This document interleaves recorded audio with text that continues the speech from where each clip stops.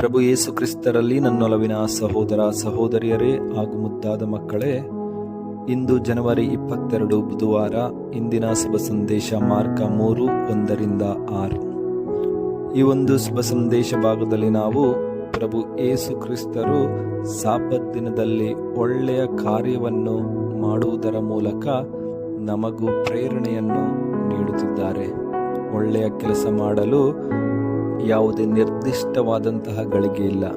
ಯಾವ ಸಮಯ ಬೇಕಾದರೂ ನಾವು ಇತರರಿಗೆ ಸಹಾಯ ಅಥವಾ ಇತರರಿಗೆ ಒಳ್ಳೆಯದನ್ನು ಮಾಡಬಹುದು ಎಂದು ಪ್ರಭು ಯೇಸು ಕ್ರಿಸ್ತರು ನಮಗೆ ಕಲಿಸಿಕೊಡುತ್ತಾರೆ. ಪ್ರಿಯರೇ, ಪ್ರಭು ಯೇಸು ಕ್ರಿಸ್ತರು ಪ್ರಾರ್ಥನಾ ಮಂದಿರಕ್ಕೆ ತೆರಳುತ್ತಾರೆ. ಅಲ್ಲಿ ಒಬ್ಬ ಬತ್ತಿದ ಕೈಯುಳ್ಳವನನ್ನು ಕಾಣುತ್ತಾರೆ.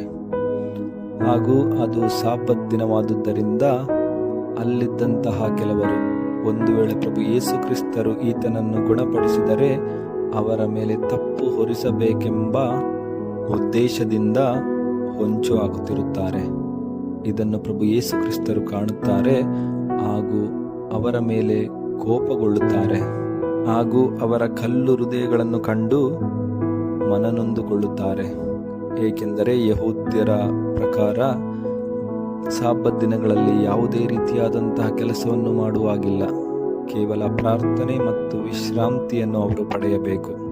ಒಂದು ವೇಳೆ ಪ್ರಭು ಯೇಸು ಕ್ರಿಸ್ತರು ಈತನಿಗೆ ಸಹಾಯ ಮಾಡಿದರೆ, ಈತನಿಗೆ ಗುಣಪಡಿಸಿದರೆ, ಅಲ್ಲಿದ್ದವರಲ್ಲಿ ಹಲವರು ಪ್ರಭು ಯೇಸು ಕ್ರಿಸ್ತರ ವಿರುದ್ಧ ದೂಷಣೆಯನ್ನು ಮಾಡುತ್ತಿದ್ದರು. ಇದನ್ನು ಅರಿತಂತಹ ಪ್ರಭು ಯೇಸು ಕ್ರಿಸ್ತರು ಅವರ ಬಳಿ ಒಂದು ಪ್ರಶ್ನೆ ಕೇಳುತ್ತಾರೆ.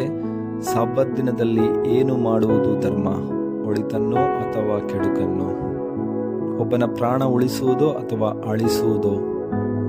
ಯಾರು ಸಹ ಇದಕ್ಕೆ ಉತ್ತರ ನೀಡುವುದಿಲ್ಲ. ಇಂತಹ ಸಂದರ್ಭದಲ್ಲಿ ಪ್ರಭು ಯೇಸು ಕ್ರಿಸ್ತರು ಅವರೆಲ್ಲರ ಮಧ್ಯೆ ಈ ಕೈ ಬತ್ತಿದ ವ್ಯಕ್ತಿಗೆ ನಿನ್ನ ಕೈಗಳನ್ನು ಚಾಚು ಎನ್ನುತ್ತಾರೆ ಹಾಗೂ ಆತನನ್ನು ಗುಣಪಡಿಸುತ್ತಾರೆ. ಪ್ರಿಯರೇ, ನಾವು ಸಹ ಹಲವಾರು ಬಾರಿ ಇತರರಿಗೆ ಒಳ್ಳೆಯದನ್ನು ಮಾಡಬೇಕು, ಇತರರಿಗೆ ಸಹಾಯ ಮಾಡಬೇಕು ಅಂದುಕೊಳ್ಳುತ್ತೇವೆ. ಆದರೆ ನಾವು ಅವರಿಗೆ ಸಹಾಯ ಮಾಡಿದರೆ, ಒಳ್ಳೆಯದನ್ನು ಮಾಡಿದರೆ ನಮ್ಮ ಹಿಂದೆ ಅದೆಷ್ಟೋ ಜನ ನಮ್ಮ ಬಗ್ಗೆ ಕೆಟ್ಟದಾಗಿ ಮಾತನಾಡುತ್ತಾರೆ, ನಮ್ಮನ್ನು ಹೀಯಾಳಿಸುತ್ತಾರೆ, ನಮ್ಮನ್ನು ದೂಷಿಸುತ್ತಾರೆ ಎಂಬಂತಹ ಭಯದಿಂದ ನಾವು ಒಳ್ಳೆಯದನ್ನು ಮಾಡದೆ ಮುಂದೆ ಹೋಗುತ್ತೇವೆ. ಇಂತಹ ಸಂದರ್ಭಗಳಲ್ಲಿ ಪ್ರಭು ಯೇಸು ಕ್ರಿಸ್ತರನ್ನು ನಾವು ನೆನೆಸಿಕೊಂಡು, ಪ್ರಭು ಯೇಸು ಕ್ರಿಸ್ತರು ಯಾರಿಗೂ ಅಂಜದೆ ತಮ್ಮನ್ನು ಇತರರು ದೂಷಿಸುತ್ತಾರೆ, ತಪ್ಪು ಹೊರಿಸುತ್ತಾರೆ, ಒಳಸಂಚು ಹಾಕುತ್ತಾರೆ ಎಂದು ತಿಳಿದಿದ್ದರೂ ಅವರು ಎಲ್ಲರ ಮುಂದೆ ಆತನ ಸಹಾಯಕ್ಕೆ ಬರುತ್ತಾರೆ.